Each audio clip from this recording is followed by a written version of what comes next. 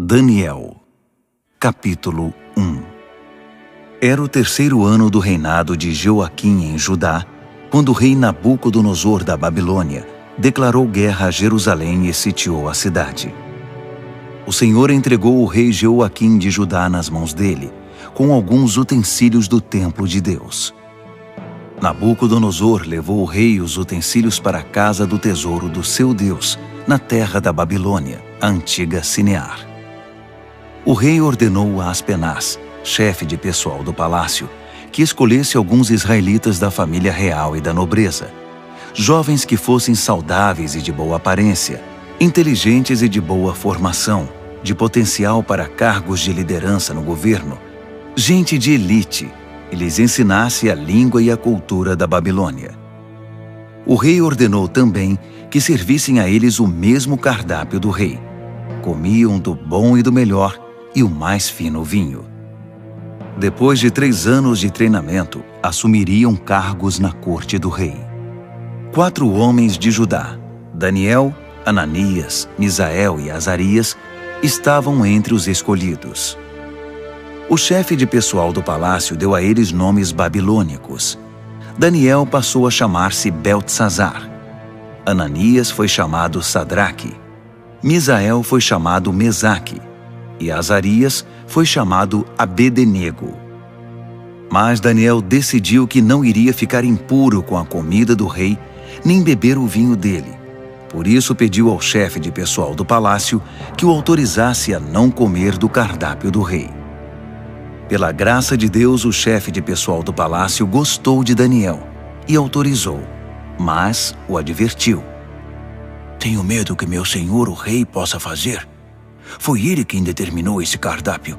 E se perceber que vocês não estão saudáveis como os outros, vai pedir minha cabeça. E então Daniel apelou ao responsável que havia sido designado pelo chefe de pessoal do palácio para cuidar dele, de Ananias, Misael e Azarias. Faça uma experiência conosco por 10 dias. Traga apenas vegetais e água. Depois nos compare com os jovens que se alimentam do cardápio do rei e tome sua decisão. O responsável por eles concordou e os alimentou com vegetais e água durante 10 dias. Ao final dos 10 dias, eles tinham aparência melhor e pareciam mais saudáveis que todos os outros. Assim, o responsável continuou a dispensá-los da comida e da bebida do cardápio do rei e servia-lhes apenas vegetais. Deus deu a esses 4 jovens conhecimento e habilidades em todas as áreas, tanto teórica quanto prática. Além disso, Daniel tinha o dom de interpretar todo tipo de visões e sonhos. Ao final do tempo determinado pelo rei para o treinamento, o chefe de pessoal do palácio os levou para a presença de Nabucodonosor. Quando os entrevistou, o rei os achou muito melhores que todos os outros. Ninguém estava tão bem quanto Daniel, Ananias, Misael e Azarias. E assim eles assumiram suas responsabilidades na corte do rei. Sempre que o rei os consultava sobre qualquer assunto, teórico ou prático, eles se mostravam 10 vezes melhores que todos os magos e encantadores do reino juntos. Daniel continuou no serviço do rei até o 1º ano do reinado do rei Ciro. Daniel, capítulo 2. No 2º ano do seu reinado, o rei Nabucodonosor teve alguns sonhos que o estavam deixando maluco, tanto que ele nem conseguia mais dormir. Chamou então todos os magos, encantadores, feiticeiros e astrólogos da Babilônia para que interpretassem seus sonhos. Quando estavam todos na presença do rei, ele disse: Tive um sonho e não consigo tirá-lo da cabeça. Não vou conseguir dormir até saber o que significa. Os astrólogos, falando em aramaico, disseram: Que o rei viva para sempre. Conte-nos os sonhos e vamos interpretá-lo. O rei respondeu: Meu decreto é este. Se vocês não conseguirem me dizer qual é o sonho e me dar a interpretação, vou fazer picadinho de vocês e destruir suas casas. Mas se me contarem o sonho e derem a interpretação, Vou encher vocês de presentes e serão muito honrados. Então, digam-me qual foi o sonho e me deem a interpretação. Eles responderam: Vossa Majestade, por favor, conte-nos o sonho. Então daremos a interpretação. Mas o rei disse: Eu sei o que vocês estão tentando fazer. Vocês só querem ganhar tempo. Sabem que estão numa enrascada, e se não conseguirem me contar o sonho, estarão numa fria. Estou até vendo. Vocês vão inventar uma história qualquer e me enrolar até que eu mude de ideia. Nada disso. Primeiro me contem o sonho, e então vou saber se são capazes de me dar a interpretação ou se estão só me enrolando. Os astrólogos responderam: Ninguém em nenhum lugar do mundo pode fazer o que o rei está pedindo. E nenhum rei jamais pediu uma coisa dessas a nenhum mago, encantador ou astrólogo. O que Vossa Majestade está pedindo é impossível, a não ser que algum deus o revele. E os deuses não vivem no meio de gente como nós. A resposta deixou o rei furioso.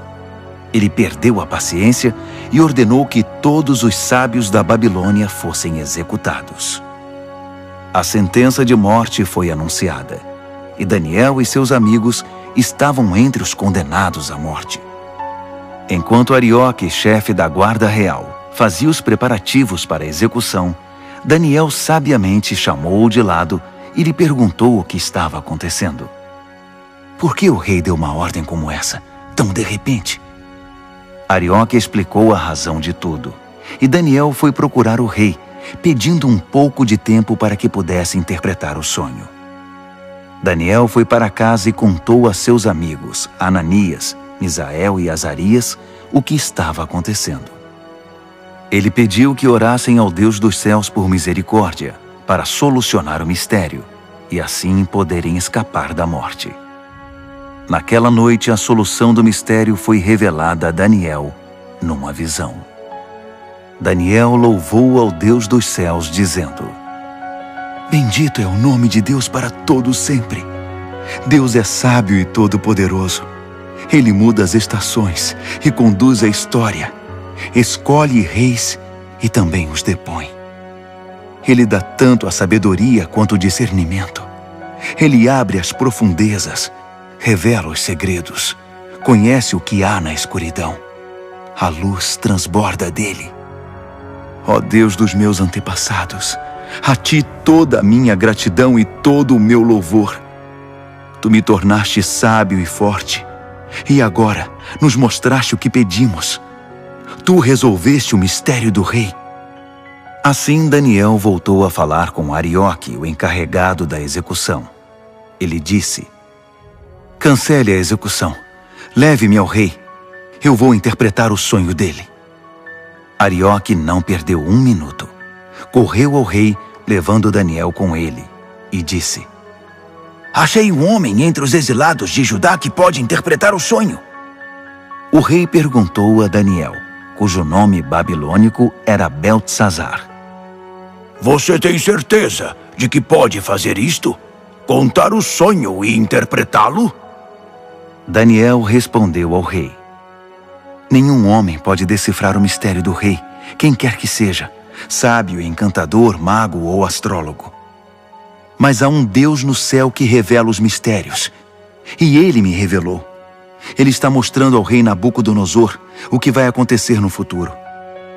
Este é o sonho que o rei teve, a visão que encheu sua mente. Enquanto Vossa Majestade estava deitado na cama, ó rei, vieram ideias sobre o que vai acontecer no futuro. Aquele que revela mistérios mostrou ao rei o que vai acontecer. Mas a interpretação foi dada por meu intermédio, não porque eu seja mais sábio que qualquer outra pessoa, mas para que o rei saiba o que significa e entenda o que sonhou. O que viu, ó rei, foi uma enorme estátua em pé na sua frente, muito impressionante, mas também apavorante. A cabeça da estátua era de ouro puro, o peito e os braços eram de prata, o ventre e os quadris eram de bronze, as pernas eram de ferro, e os pés eram uma mistura de barro com ferro.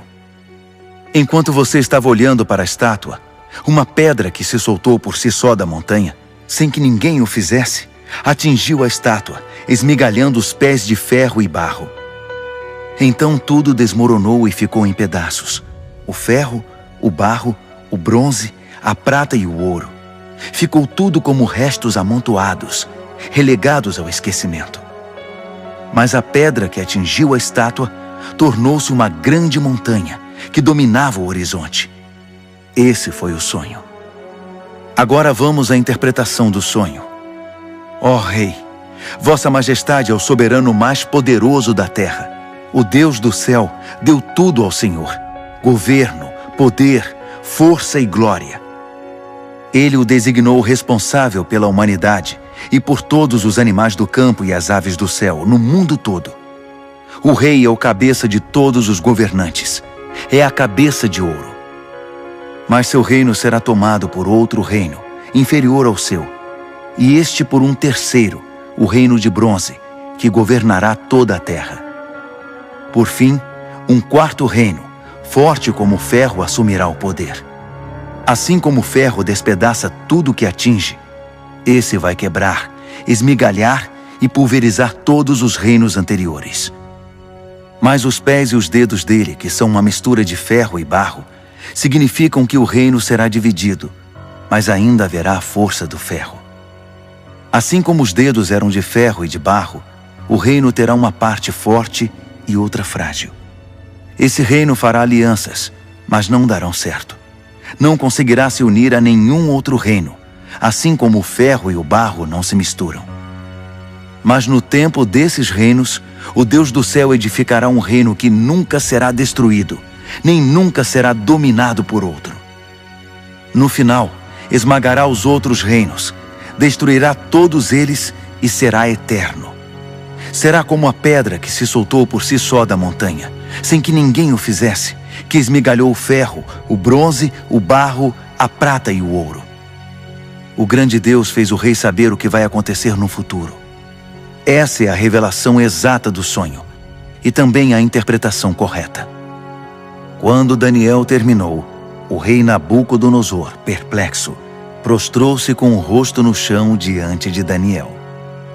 Ele ordenou uma oferta de sacrifícios e de incenso em honra a Daniel e declarou: Seu Deus realmente é o Deus de todos os deuses, o Senhor de todos os reis, e Ele revela todos os mistérios.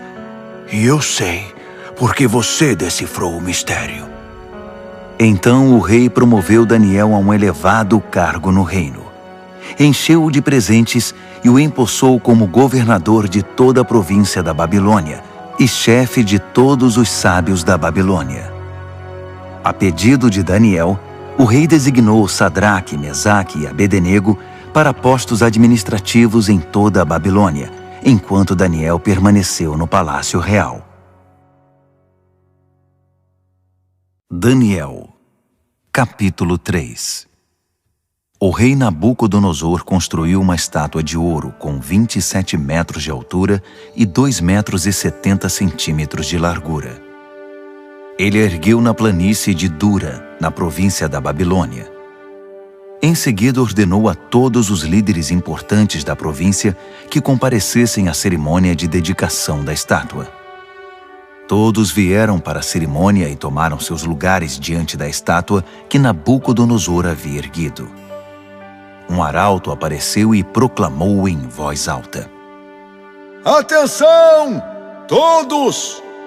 Ouçam vocês de todas as raças, cores e crenças!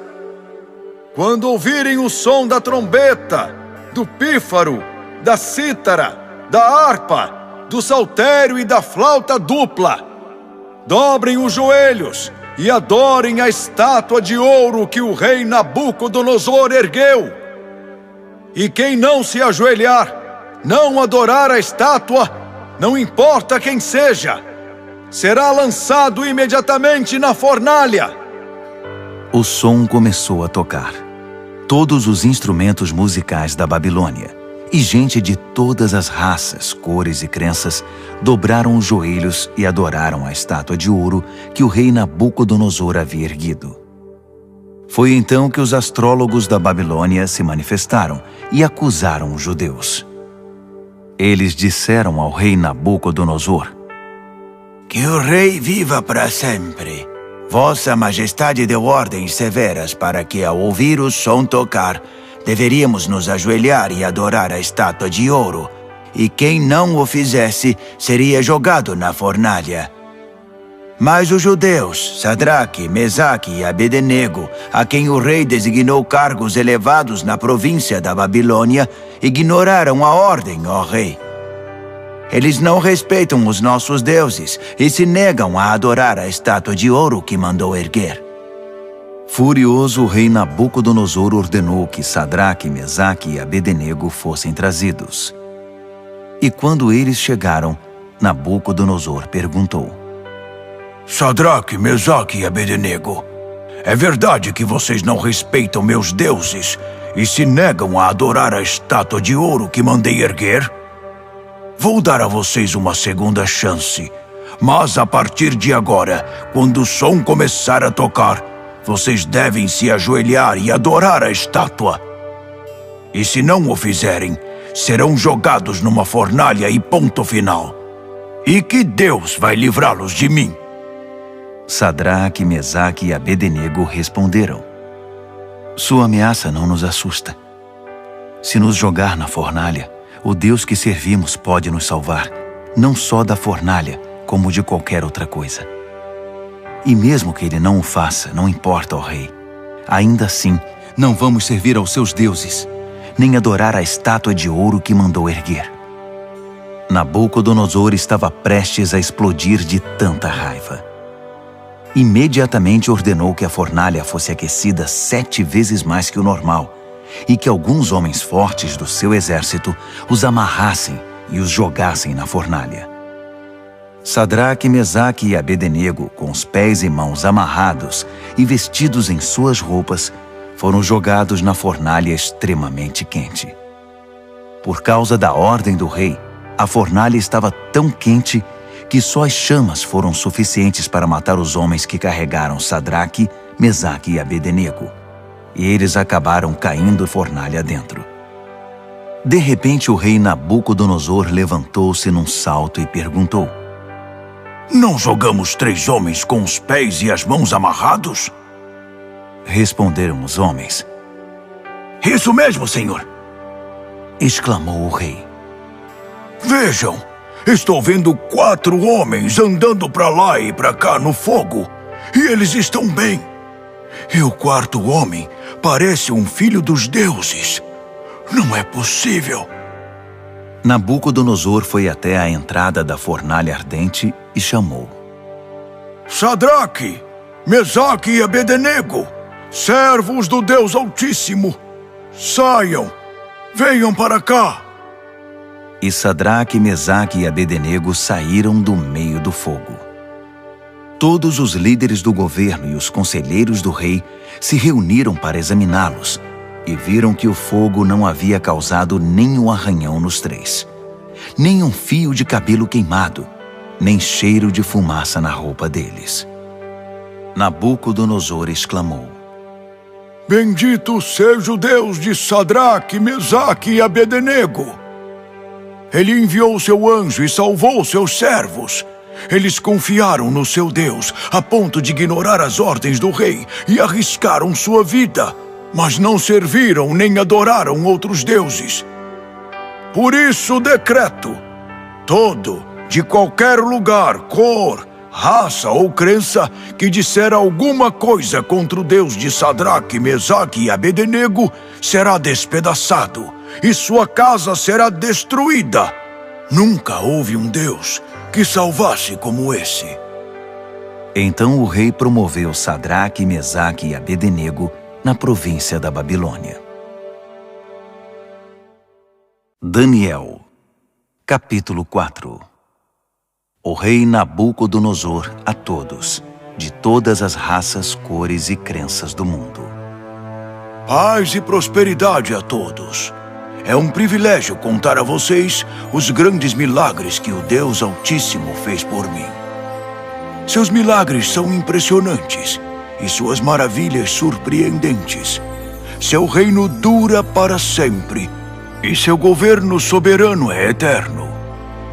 Eu, Nabucodonosor, vivia tranquilo no meu palácio, mas tive um sonho, quase um pesadelo, que me deixou abalado. Mandei buscar todos os sábios da Babilônia para que interpretassem o sonho. Quando todos estavam reunidos, magos, encantadores, astrólogos e adivinhos, contei-lhes o sonho, mas ninguém conseguiu dizer o significado. Mas veio Daniel, um homem cheio do Espírito Santo divino, e contei a ele o sonho. O seu nome babilônico é Beltesazar, assim chamado em homenagem ao meu Deus. Beltesazar, eu disse, chefe dos magos, sei que você é um homem cheio do Espírito Santo divino e que não há mistério que você não consiga desvendar. Ouça este sonho que eu tive e interprete-o para mim. Isto foi o que vi deitado na minha cama. Havia uma grande árvore no centro do mundo. Eu olhei e a árvore cresceu, tornando-se maior ainda. Seu topo alcançava o céu e era visto de todos os lugares da terra. Suas folhas eram belas e seus frutos fartos, produzindo comida suficiente para todos. Os animais se abrigavam debaixo dela e as aves faziam ninhos nos galhos. Todo mundo dependia dela. E enquanto eu ainda estava deitado, vi também isto. Um anjo desceu do céu e ordenou: derrubem a árvore, cortem seus galhos, arranquem suas folhas e espalhem seus frutos. Caçem os animais que estão debaixo dela e espantem os pássaros de seus galhos, mas deixem o toco e as raízes presos com ferro e bronze junto à relva do campo. Deixem que ele seja molhado pelo orvalho do céu e se alimente de capim com os animais. Que ele perca a mente humana e seja como um animal, e assim seja até que se passe 7 tempos. Os anjos anunciam esse decreto, as santas sentinelas trazem essa sentença, para que todos que vivem saibam que o Deus Altíssimo tem domínio sobre os reinos dos homens. Ele conduz tudo conforme seu querer, e de gente simples faz poderosos. Isso é o que eu, rei Nabucodonosor, sonhei. Beltesazar, agora é sua vez de interpretar o sonho para mim. Ninguém entre os sábios da Babilônia conseguiu ver sentido algum nele, mas tenho certeza de que você pode interpretá-lo, pois é cheio do Espírito Santo divino. Daniel, Beltesazar, ficou tão apavorado por um momento que nem conseguia falar. Disse o rei: Beltesazar, fique calmo.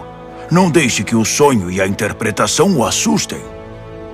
Disse Beltesazar: meu senhor, gostaria que esse sonho fosse sobre seus inimigos e a interpretação para seus adversários. A árvore que você viu e que cresceu e ficou tão alta que o topo alcançava o céu, visível dos 4 cantos da terra. A árvore de folhagem viçosa e fartos frutos, suficiente para todos. A árvore sob a qual os animais buscavam refúgio e na qual as aves faziam seus ninhos. É o Senhor, ó Rei. Vossa Majestade é a árvore. Você cresceu e ficou forte. Sua Majestade atinge o céu e seu governo se estende aos 4 cantos da terra. E os anjos que desciam do céu proclamando: derrubem a árvore, destruam-na, mas deixem o toco e suas raízes na terra, presos com ferro e bronze junto à relva do campo. Deixem que ele seja molhado pelo orvalho do céu e que se alimente de grama com os animais durante 7 tempos. Isso, ó Rei, também se refere ao Senhor. Significa que o Deus Altíssimo proclamou uma sentença contra o rei. Será tirado do convívio dos homens e viverá com os animais. Se alimentará de capim como os bois e se molhará com o orvalho do céu. Isso durará 7 tempos, e o Senhor aprenderá que o Deus Altíssimo tem o domínio dos reinos dos homens e conduz tudo conforme seu querer. A parte sobre o toco da árvore e suas raízes que são deixados, significa que seu reino ainda será devolvido, depois que o Senhor reconhecer que é Deus quem tem domínio sobre tudo. Portanto, ó rei, aceite meu conselho. Abandone seus pecados e comece a viver diferentemente. Deixe essa vida de maldades, viva com justiça e cuide dos necessitados e desamparados. Só assim o Senhor continuará a viver tranquilo. Tudo isso aconteceu ao rei Nabucodonosor. Passados apenas 12 meses, ele estava andando pela sacada do palácio real na Babilônia e, de repente, exclamou orgulhoso: Olhe para tudo isto. É a grande Babilônia. E eu a construí sozinho, como capital do meu reino para minha honra e glória. Assim que as palavras saíram da sua boca, ouviu-se uma voz do céu: Esse é o decreto contra você, rei Nabucodonosor. Seu reino foi tomado de você. Você será tirado do convívio dos homens, viverá com os animais do campo e comerá capim como boi.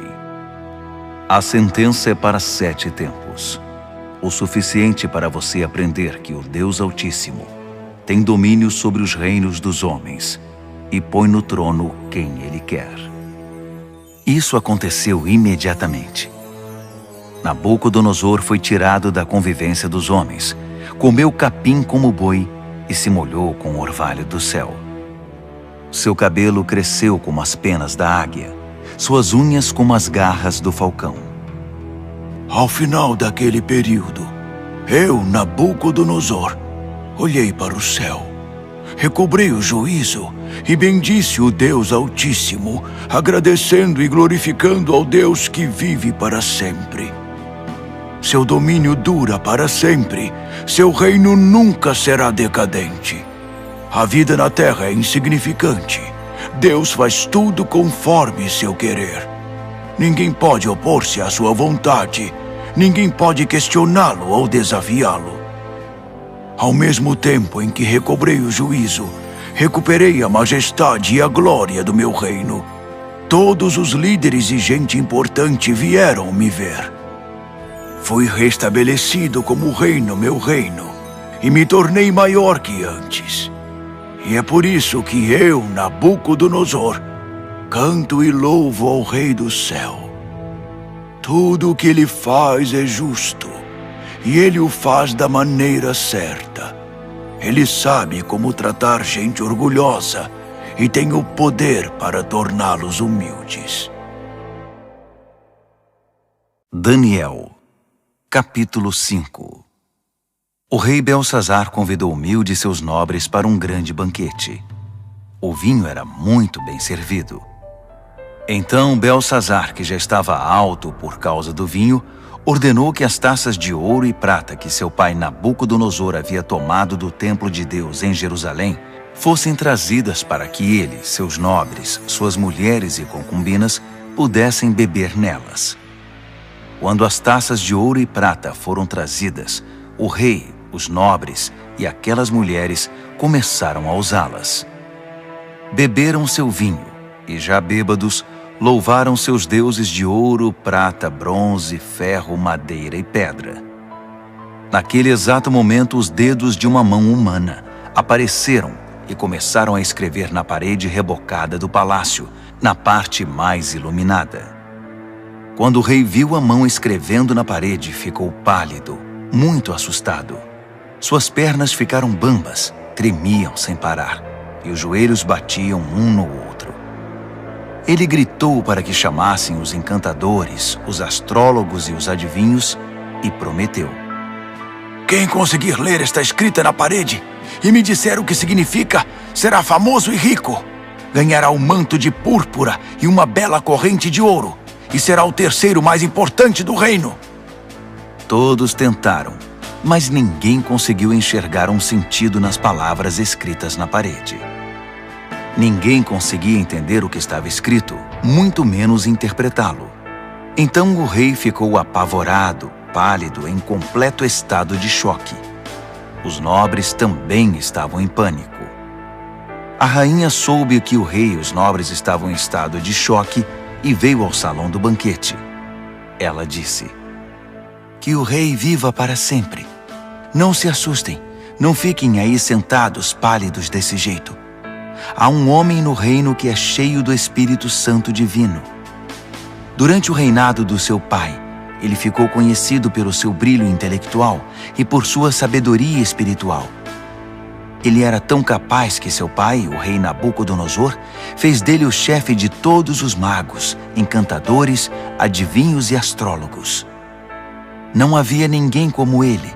Ele conseguia fazer qualquer coisa: interpretar sonhos, decifrar mistérios, explicar enigmas.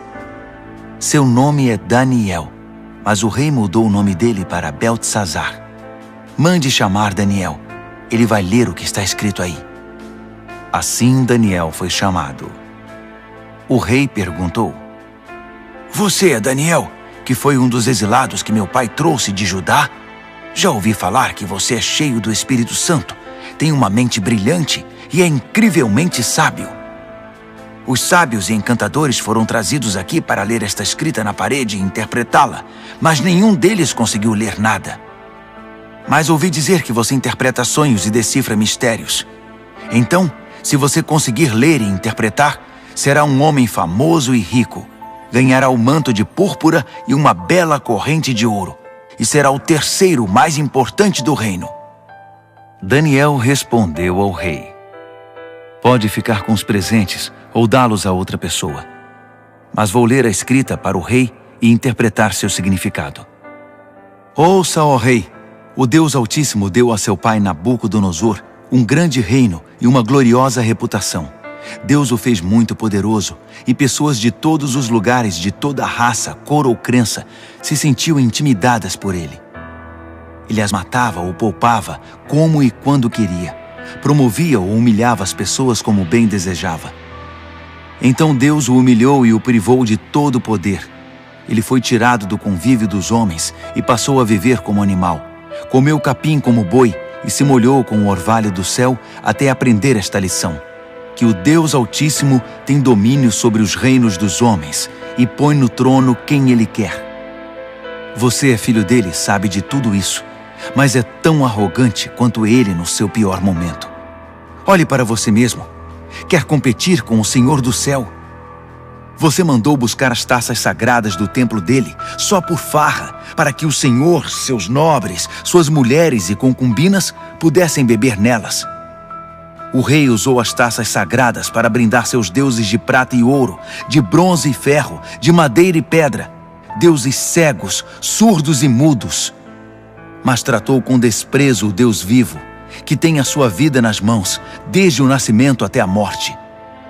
Deus enviou a mão que escreveu na parede, e o que está escrito é: Mene, Tekel e Peres.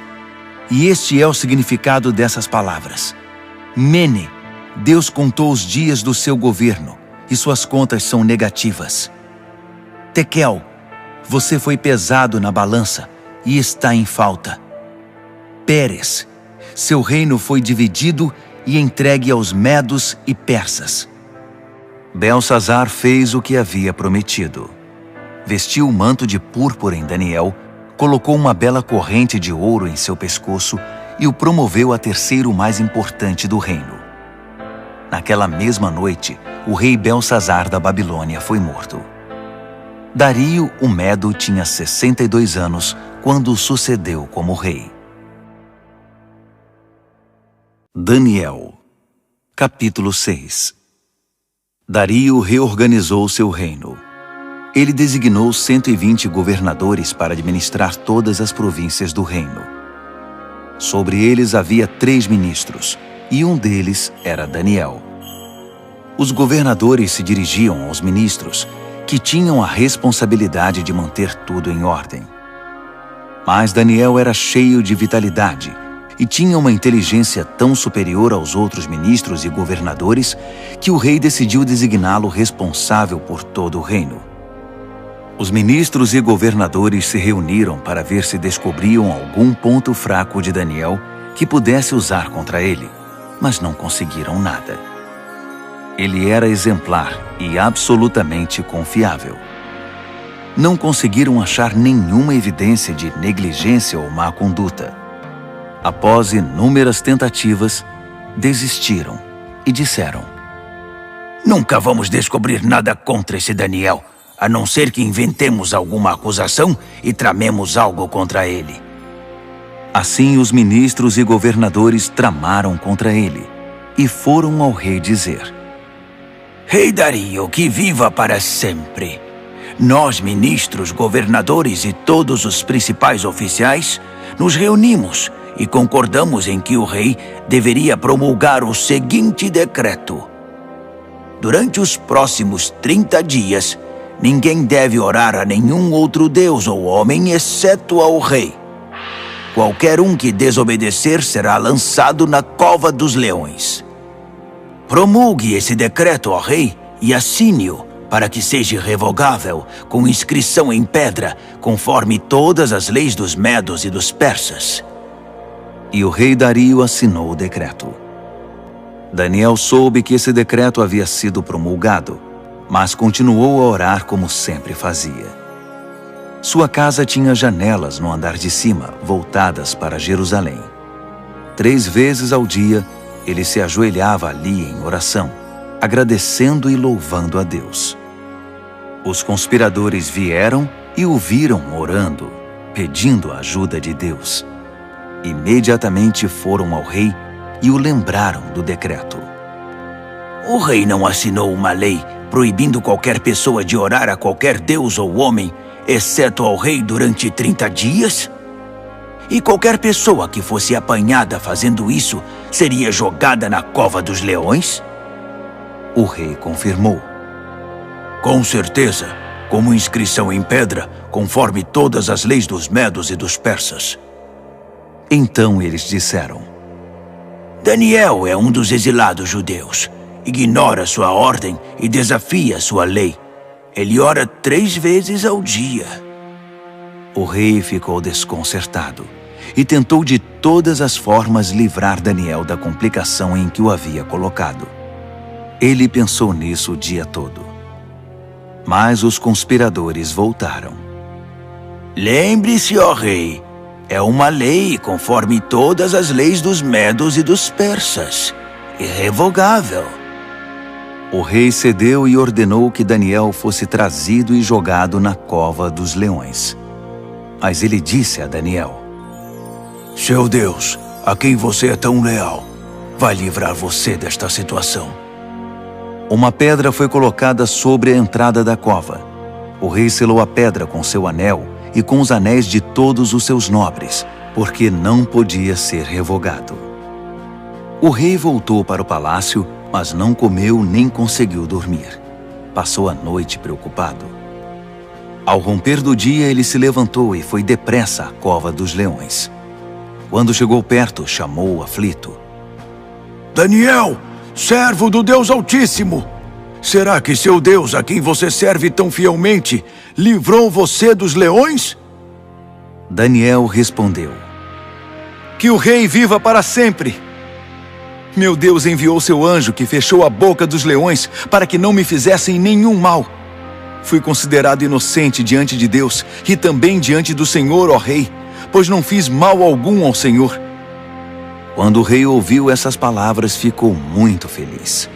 Ele ordenou que Daniel fosse retirado da cova. Depois que ele saiu, verificou-se que não havia nenhum arranhão sequer. Ele havia confiado em seu Deus. Então o rei ordenou que os conselheiros que tinham conspirado contra Daniel fossem jogados na cova dos leões, com suas mulheres e filhos. Antes mesmo de chegar ao fundo da cova, os leões já os agarraram e os despedaçaram. O rei Dario divulgou esta proclamação a todos na terra, de qualquer raça, cor e crença. A paz esteja com vocês. Muita paz. Decreto que o Deus de Daniel seja adorado e temido em todo o meu reino. Ele é o Deus vivo e permanece para sempre. Seu reino nunca é destruído. Seu governo continua eternamente. Ele é o Salvador e o Redentor. Ele realiza milagres impressionantes nos céus e na terra. Ele livrou Daniel do poder dos leões. Daniel foi muito bem tratado no restante do reinado de Dario e também no reinado seguinte, de Ciro, o persa.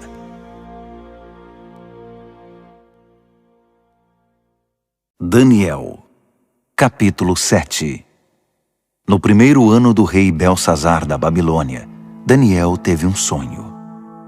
O que ele viu enquanto dormia o apavorou. Um verdadeiro pesadelo. E ele escreveu seu sonho. No meu sonho, naquela noite, vi os 4 ventos dos céus soprando e formando uma grande tempestade no mar. 4 animais enormes, diferentes uns dos outros, subiam do mar. O primeiro animal parecia um leão, mas tinha asas de águia. Enquanto eu observava, suas asas foram arrancadas. Ele foi levantado e ficou de pé como um homem.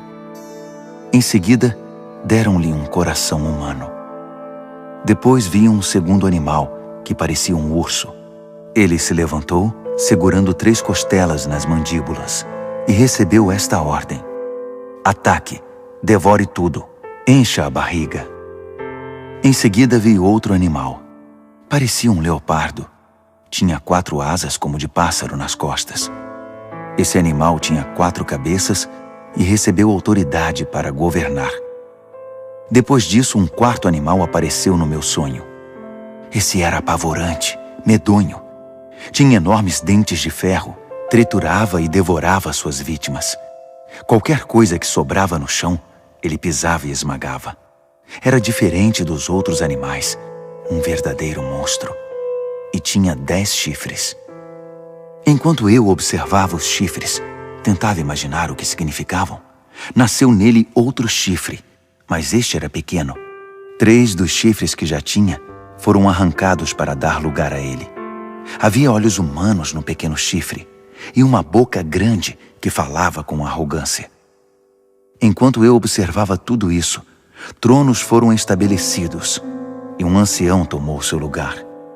Suas roupas eram brancas como a neve, o cabelo alvo como a lã. Seu trono estava envolto em chamas. As rodas brilhavam intensamente. Um rio de fogo jorrava do trono. Milhares de milhares o serviam. Milhões o atendiam. Pediu-se silêncio no tribunal e os livros foram abertos. Continuei observando. O chifre pequeno falava com arrogância e enquanto eu observava, o monstro foi morto e seu corpo foi lançado no fogo. Os outros animais viveram ainda algum tempo, mas não fizeram nada, não tinham poder para governar. Meu sonho continuou. Então vi alguém, um filho de homem, chegando no meio de nuvens. Ele se aproximou do ancião e foi apresentado a ele. Ele recebeu poder para governar, toda a glória da realeza. Todas as raças, cores e crenças lhe serviram e o adoraram. Seu reinado será para sempre, não terá fim. Seu governo real nunca será destruído. Mas quanto a mim, Daniel, fiquei perturbado. As visões me deixaram apavorado. Por isso eu me aproximei de alguém que estava perto e perguntei o significado de tudo aquilo. E ele me deu a interpretação. Esses 4 animais enormes, disse ele, significam 4 reinos que aparecerão na terra. Mas a certa altura, o povo santo do Deus Altíssimo receberá o reino e o manterá para sempre. Sim, para sempre. Mas eu queria saber mais. Estava curioso sobre o 4º animal, aquele que era tão diferente dos outros, o monstro medonho com os dentes de ferro e garras de bronze, que engolia o que despedaçava e pisoteava tudo o que via pela frente.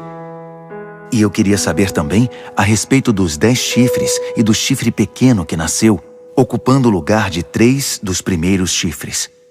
Esse novo chifre tinha olhos e com sua boca grande falava de forma arrogante, dominando os outros chifres. Observei que esse chifre fazia guerra contra o santo povo de Deus e levava vantagem sobre eles. Mas o ancião interveio e decidiu a favor do povo do Deus Altíssimo. No final, o povo santo de Deus assumiu o controle do reino. A pessoa que estava perto de mim explicou: o quarto animal é o quarto reino que aparecerá na terra.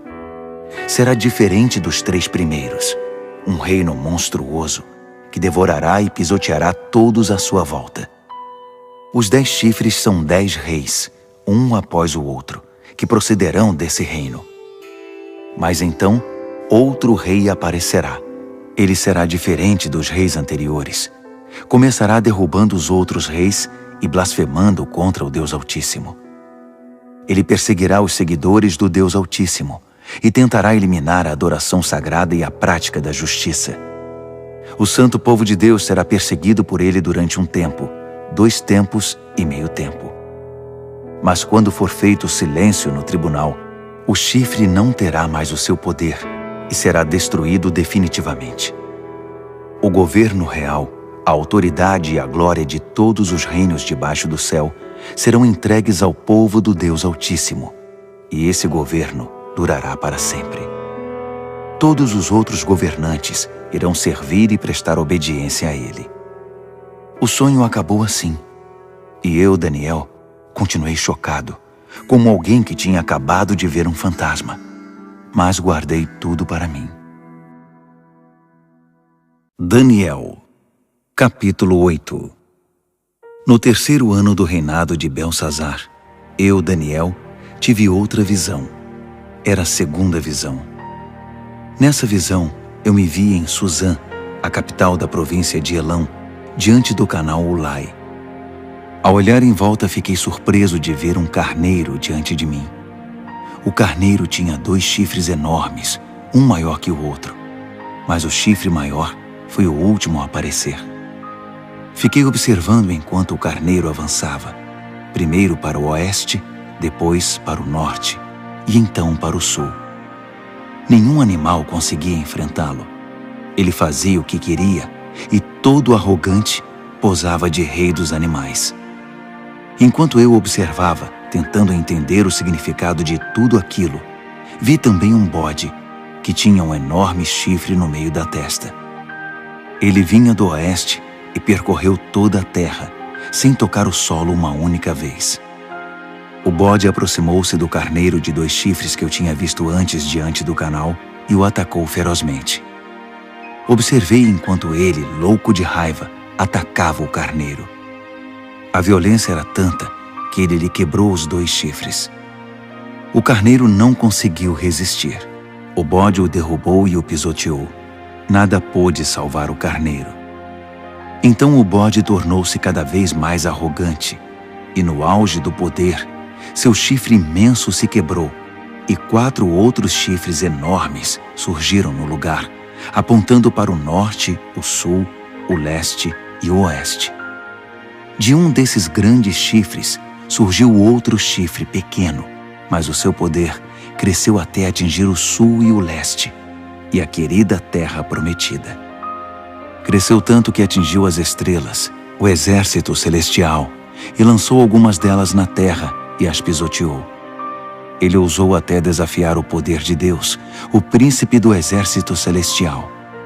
Ele acabou com a adoração diária e profanou o santuário. Como castigo pelos seus pecados, o santo povo de Deus também foi atacado por ele. O chifre desprezou a verdade de Deus. Extremamente arrogante, dominou tudo o que via pela frente. Naquele momento ouvi 2 anjos conversando. O primeiro perguntou: quanto tempo vai durar isso? Sem adoração diária, esse castigo devastador pelo pecado? E o povo de Deus e o santuário vão continuar sendo desprezados e pisoteados? O outro respondeu: um período de 2.300 tardes e manhãs. Então, o santuário será restaurado. Enquanto eu, Daniel, estava tentando encontrar um sentido no que via, uma figura humana apareceu diante de mim. Ouvi uma voz de homem que vinha do canal de Ulai e chamava: Gabriel, diga a este homem o que está acontecendo. Explique a visão a ele. Ele veio até mim, mas quando se aproximou, fiquei aterrorizado e me prostrei com o rosto em terra. Ele disse: Entenda que esta visão diz respeito ao final dos tempos. Assim que ele falou, eu desmaiei, com o rosto no chão. Mas ele me despertou e me levantou. Ele continuou: vou contar a você o que vai acontecer nos dias de juízo, pois haverá um fim para tudo isso. O carneiro de 2 chifres que você viu representa os 2 reis dos Medos e dos Persas. O bode representa o reino dos gregos, e o chifre enorme na testa dele é o primeiro rei. Os 4 chifres que surgiram no lugar dele, depois que foi quebrado, são os 4 reis que virão depois dele, mas sem o mesmo poder. Quando o reinado deles estiver no fim e as rebeliões se intensificarem, surgirá um rei cruel, um mestre da maldade. Seu poder aumentará imensamente. Ele será arrogante, de fala autoritária, fazendo exatamente o que quer. Derrubará poderosos e santos por todos os lados. Suas ações criminosas vão se multiplicar. E como vão? Ele vai achar que é invencível e vai se livrar de todos os que cruzarem seu caminho. Mas quando enfrentar o príncipe dos príncipes, será esmigalhado, mas não por mãos humanas. A visão das 2.300 tardes e manhãs é precisa, mas confidencial. Então, mantenha-a em segredo. Refere-se ao futuro distante. Eu, Daniel, acabado, esgotado por alguns dias, finalmente encontrei forças para voltar ao trabalho e tratar dos negócios do rei. Mas continuei apavorado com a visão, pois não conseguia entender coisa alguma. Daniel, capítulo 9. Dario, filho de Xerxes, da linhagem dos Medos, tornou-se rei da Babilônia. No primeiro ano do seu reinado, eu, Daniel, meditava nas Escrituras, e de acordo com a mensagem do Eterno ao profeta Jeremias, Jerusalém teria de ficar em ruínas durante 70 anos. Recorri ao Senhor Deus em busca de uma resposta. Orava com dedicação e sinceridade. Jejuava, vestia pano de saco e me ajoelhava nas cinzas. Derramei meu coração e abri minha alma para o Eterno, meu Deus. Ó Senhor, grande e soberano Deus, Tu nunca falhas em cumprir a Tua aliança. Nunca desistes daqueles que Te amam e obedecem ao que ordenas. Mas nós pecamos de todas as formas possíveis. Cometemos pecados terríveis, fomos rebeldes, enganamos e pegamos atalhos para fugir dos Teus caminhos. Fizemo-nos de surdos diante dos Teus servos, os profetas, que pregaram Tua mensagem aos nossos reis e líderes, aos nossos pais e a todo o povo da terra. Tu fizeste tudo certo, Senhor, mas tudo o que temos a apresentar é culpa e vergonha, todos nós, o povo de Judá, os cidadãos de Jerusalém, Israel no exílio e em todos os lugares por onde fomos espalhados, por ter Te traído. Ah, sim, fomos envergonhados publicamente, todos nós, nossos reis, líderes, pais, diante do mundo. Mas foi bem merecido, por causa do nosso pecado. A Tua compaixão é nossa única esperança, ó Senhor, o nosso Deus, porque na nossa rebeldia abrimos mão dos nossos direitos. Não prestamos atenção em Ti quando nos disseste como deveríamos viver, nem obedecemos ao ensinamento proclamado por Teus servos, os profetas. Todos nós em Israel optamos por Te ignorar. Desprezamos Tuas instruções para fazer apenas o que era do nosso agrado. E agora estamos pagando por isso. A maldição expressa claramente na revelação feita a Moisés, servo de Deus, agora está fazendo efeito entre nós. É o salário do nosso pecado contra Ti. Fizeste a nossos governantes o que prometeste fazer. Trouxeste desgraça sobre nós em Jerusalém, a pior já registrada. E como estava escrito na revelação de Deus a Moisés, a catástrofe foi total. Nada foi poupado. Nós nos mostramos obstinados no nosso pecado, sem nunca considerar Tuas orientações, ignorando Tuas advertências. Assim, com razão, deixaste que a desgraça viesse sobre nós com tudo. Tu, ó Eterno, Tens todo o direito de fazer isso, pois nós te ignoramos de maneira persistente, com muita culpa no cartório.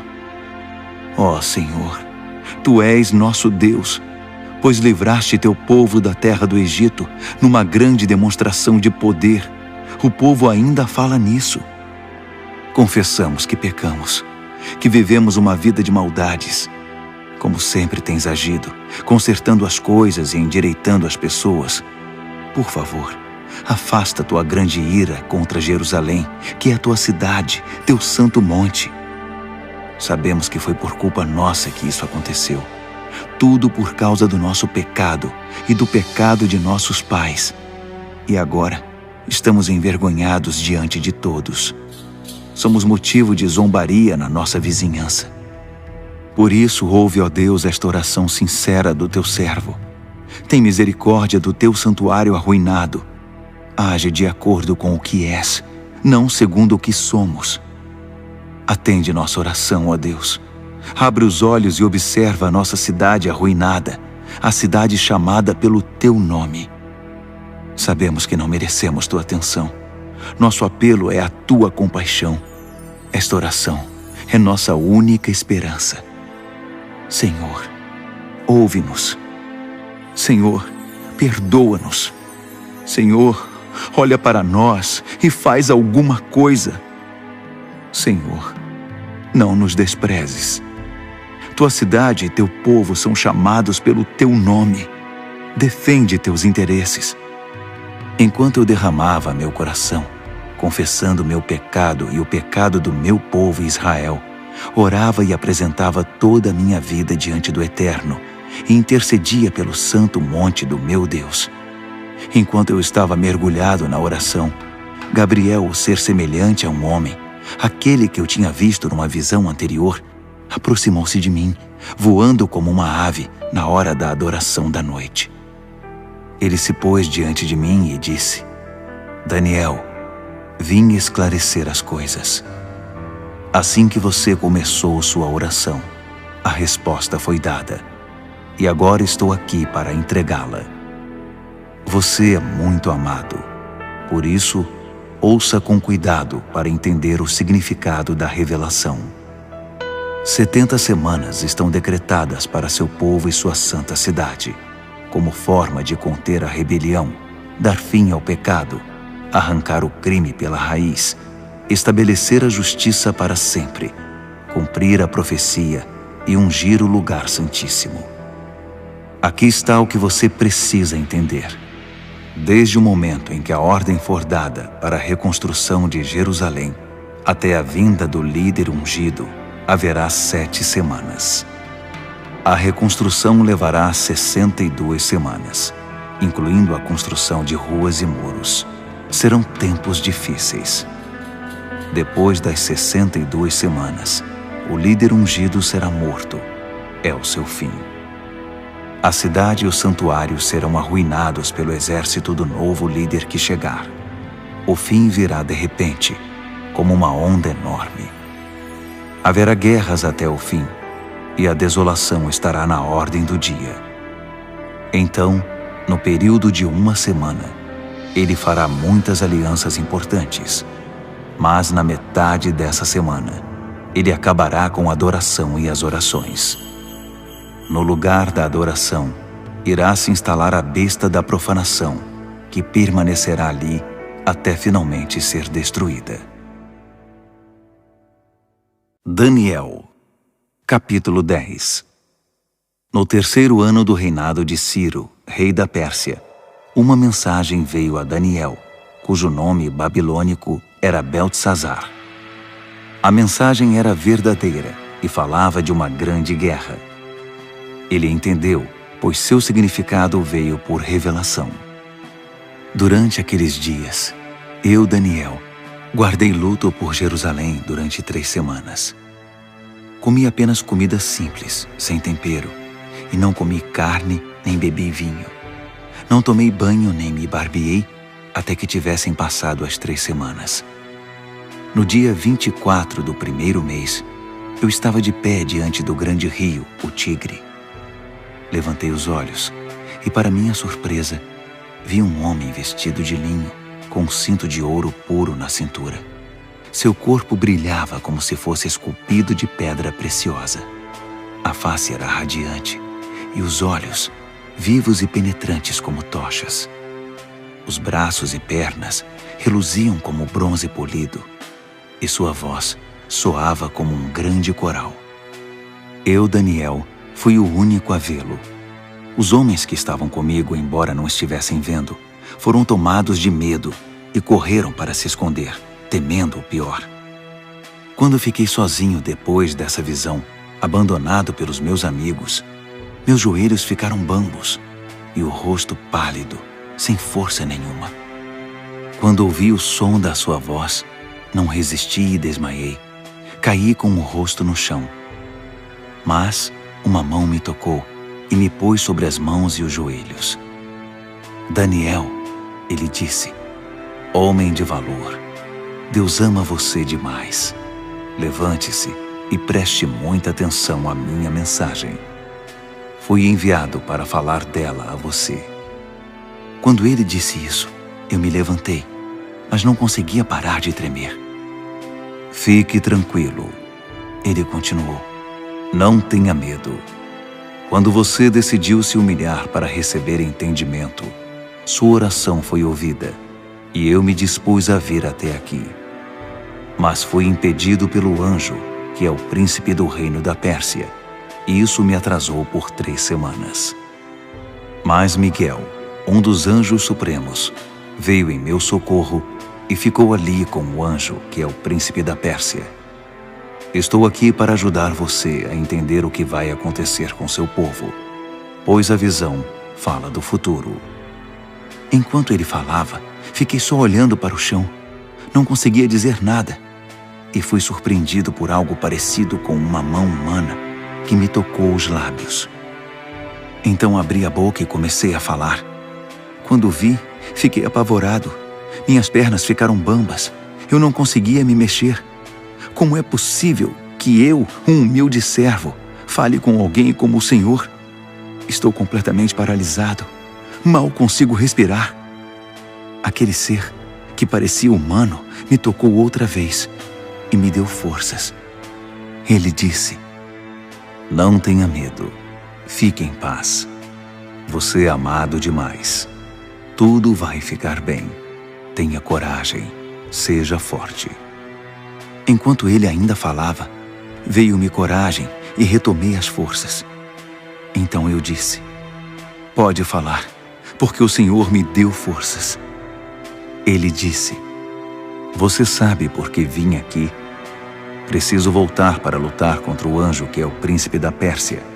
E depois que eu o tirar do caminho, chegará o anjo que é o príncipe da Grécia. Mas antes deixe-me contar a você o que está escrito no livro da verdade.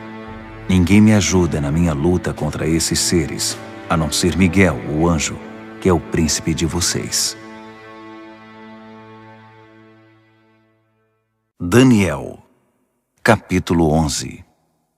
Eu tenho ajudado da melhor maneira possível, desde o 1º ano do reinado de Dario, rei dos Medos. Mas agora deixe-me dizer como estão as coisas. Outros 3 reis da Pérsia aparecerão, e depois deles um 4º rei, que será muito mais rico que os outros. Quando ele achar que já tem poder suficiente, ganho com sua riqueza, declarará guerra contra o reino da Grécia. Nesse momento, aparecerá um rei poderoso, que dominará um enorme território e conduzirá tudo como bem entender. Mas no auge do seu poder, quando tudo estiver aparentemente bem, seu reino se dividirá em 4 partes: norte, sul, leste e oeste. Mas seus herdeiros não receberão nada. Não haverá continuidade do poder, pois outros o tomarão. Em seguida, o rei do sul se fortalecerá, mas um dos seus príncipes será mais forte que ele e governará um território ainda maior. Depois de alguns anos, os dois se tornarão aliados, e a filha do rei do sul se casará com o rei do norte para consolidar o acordo. Mas a influência dela enfraquecerá, e seu filho não sobreviverá. ela, seus servos, seu filho e seu marido serão traídos. Algum tempo depois, alguém da família real aparecerá e assumirá o trono. Ele assumirá o comando do exército, invadirá o norte e alcançará grande vitória. Ele tomará os deuses de metal deles e todos os utensílios de ouro e prata que os acompanham e os levará para o Egito. Passado algum tempo, o rei do norte se recuperará e invadirá a terra do rei do sul, mas não terá sucesso. Terá de bater em retirada. Mas seus filhos formarão um exército gigante e descerão como uma inundação, um ataque impetuoso sobre as defesas do sul. Furioso, o rei do sul sairá e enfrentará o rei do norte, que estará à espera com seu enorme exército, mas, apesar disso, será derrotado. Enquanto os cadáveres são tirados do campo, o rei, com muita sede de sangue, sairá massacrando dezenas de milhares. Mas sua vitória não vai durar muito, pois o rei do norte reunirá um exército ainda maior que o anterior, e depois de alguns anos, voltará à batalha com inúmeros soldados, muito arsenal e provisões inesgotáveis. Naqueles dias, muitos outros se engajarão na batalha contra o rei do sul. Revoltosos do seu próprio povo, embriagados por sonhos de poder, se ajuntarão a eles, mas acabarão frustrados. Quando o rei do norte chegar, fará rampas de cerco e conquistará a cidade fortificada. Os exércitos do sul serão despedaçados diante dele. Nem mesmo suas famosas tropas de choque conterão o agressor. Ele entrará todo arrogante, como se fosse o dono de tudo. Ele se apossará da linda terra e se instalará aí. Depois, prosseguirá para ter controle total. Fará um tratado de paz e até dará sua filha em casamento ao rei do sul, parte de uma trama para destruí-lo de vez. Mas o plano será um fiasco, não será bem-sucedido. Mais tarde, voltará sua atenção para as regiões costeiras e fará inúmeros prisioneiros. Mas um general intervirá e dará um basta às suas ameaças. Quem metia medo ficará amedrontado. Ele voltará para casa e passará a cuidar dos próprios negócios. Mas a essa altura já estará acabado e logo já não se ouvirá mais falar dele. Ele será sucedido por um perdedor, já com seu governo, sua reputação e sua autoridade em frangalhos. Por isso não durará muito, sairá da história rapidamente, sem nem mesmo ter lutado. Seu lugar será preenchido por um sujeito desprezado e desprezível. Mas ele surpreenderá todos, saindo como que do nada e se apossando do reino. Ele avançará como um rolo compressor, e até o príncipe da aliança será esmagado. Depois de negociar um cessar-fogo, ele violará as condições. Que traidor! Com alguns poucos comparsas, assumirá o controle total. Ele invadirá as províncias mais ricas, quando elas menos esperarem. Ultrapassará todos seus antepassados. Prenderá e saqueará. Viverá com seus amigos num luxo desmedido. Ele fará planos contra as cidades fortificadas, mas não será por muito tempo. Ele ajuntará um grande exército muito bem armado para combater o rei do sul. Em resposta, o rei do sul manterá seu exército, ainda maior, a postos, pronto para a batalha. Mas não será capaz de sustentar essa condição por muito tempo, em razão das intrigas nas próprias fileiras. Sua corte estará minada por tramas e conspirações. Assim seu exército será esmagado, e o campo de batalha ficará coberto de cadáveres. Os dois reis, ambos com planos maldosos um contra o outro, vão se sentar à mesa de conferências e negociarão seus engodos. Nada resultará desse tratado, que não passará de um emaranhado de mentiras. Mas ainda não é o fim. A história não acabou. O rei do norte irá para casa carregado de despojos, mas sua mente estará voltada para a destruição da Santa Aliança, enquanto estiver passando pela terra a caminho de casa.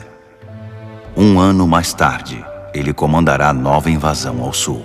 Mas a segunda invasão não será como a primeira. Quando os navios romanos chegarem, ele dará meia volta e retornará para casa.